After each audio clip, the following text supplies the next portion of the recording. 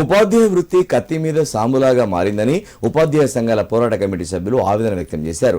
పాఠశాలను బలోపేతం చేయాలంటున్న ప్రభుత్వం గల్లీకి ఒక ప్రైవేట్ బడికి పర్మిషన్ ఇవ్వడం విడ్డూరంగా ఉందన్నారు. సిద్దిపేట జిల్లా కలెక్టర్ కార్యాలయం ఎదుట ఉపాధ్యాయ సంఘాల పోరాట కమిటీ అధ్యక్షులు షేక్ వలీ అహ్మద్ ఆధ్వర్యంలో ధర్నా నిర్వహించారు. ఈ సందర్భంగా వారు మాట్లాడారు. జిల్లాకు ఒక డీఈఓని, మండలానికో ఎంఈఓలను నియమించాలని ప్రభుత్వాన్ని కోరారు. రిటైర్డ్ ఉపాధ్యాయులకు పెన్షనరీ బెనిఫిట్స్ వెంటనే విడుదల చేయాలని అన్నారు. గత ప్రభుత్వ నిర్లక్ష్యంతో విద్యారంగ వ్యవస్థ వెనుకబడిందన్నారు. కానీ కాంగ్రెస్ పార్టీ ఎన్నికల మేనిఫెస్టోలో ఇచ్చిన హామీలను నెరవేర్చాలని డిమాండ్ చేశారన్నారు.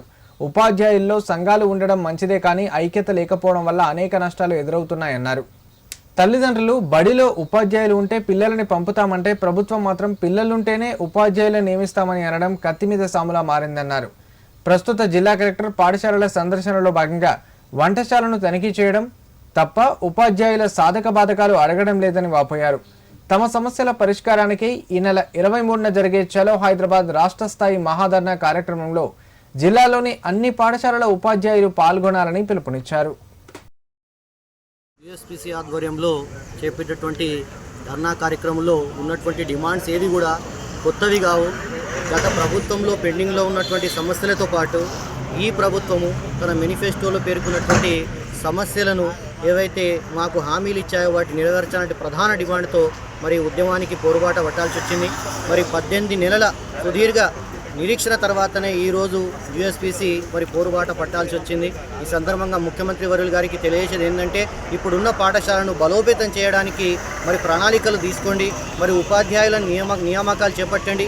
మీరు ఇప్పటి వరకు చేపట్టినటువంటి ఏవైతే చర్యలు విద్యారంగాన్ని పటిష్టపరిచే ఉన్నాయో వాటిని మేము స్వాగతిస్తున్నాం. మరి అదే సందర్భంలో పలు పాఠశాలలు విద్యార్థుల సంఖ్యకు అనుగుణంగా అని చెప్పి జీవో 25 ప్రకారము మరి విద్యార్థులకు సంఖ్యకు మరి ఉపాధ్యాయులను తొలగించడం అనేది కూడా మరి పాఠశాలలకు ఒక శాపంగా మారింది. కాబట్టి ఈ జీవో 25 అనుగుణం కాకుండా ప్రతి తరగతికి ఒక ఉపాధ్యాయుని నియమించే విధంగా మరి ప్రభుత్వం చర్యలు తీసుకోవాలి. మరి అదే సందర్భంలో మరి డిఓలుగా మరి ఐఏఎస్ ఆఫీసర్లు కాకుండా మరి విద్యారంగానికి సంబంధించినటువంటి అనుభవం ఉన్నటువంటి అధికారులను నియమించాలని చెప్పి కోరుతున్నాము.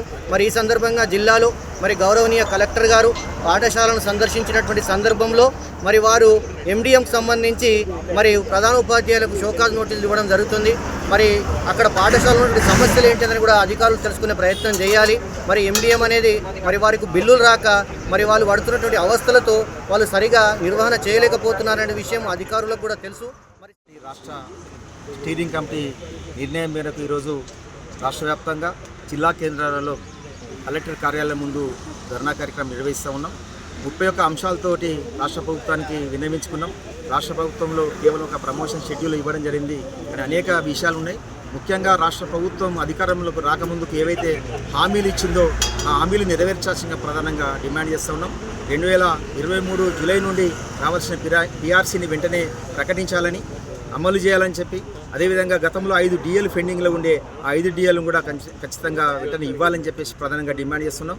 ముఖ్యంగా రాష్ట్ర వ్యాప్తంగా ప్రాథమిక పాఠశాల నుంచి యూనివర్సిటీ వరకు వేలాది పోస్టులు ఖాళీలుగా ఉన్నాయి. ప్రమోషన్ సంబంధించిన డిప్యూటీ డిఓ పోస్టులు కానీ, జూనియర్ లెక్చరర్లు కానీ, డిగ్రీ కాలేజ్ లెక్చరర్స్ పోస్టులు కానీ ఒక ఆటంకం ఉంది. అది సర్వీస్ రూల్స్ రూపొందించాల్సిన అవసరం ఉంది.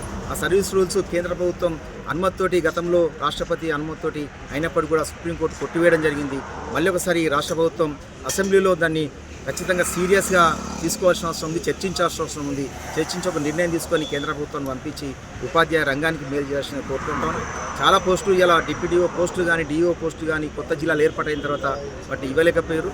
అదేవిధంగా రాష్ట్ర ప్రభుత్వం గతంలో సిపిఎస్ విధానాన్ని రద్దు చేస్తానని చెప్పింది. 2003 సంబంధించిన డిఎస్సి ఉపాధ్యాయులు ఇలా కోర్టు పోయి వాళ్ళకు అనుకూలంగా ఉత్తర్వులు ఇచ్చినాయి. వాటిని వెంటనే అమలు చేయాల్సిన అవసరం ఉంది. జీవో 25ను కూడా సవరించాలి. ఇక ప్రాథమిక పాఠశాలల్లో ప్రతి తరగతికి ఒక ఉపాధ్యాయుని, ప్రతి తరగతికి ఒక గదిని నిర్మించే ప్రయత్నం చేయాలి.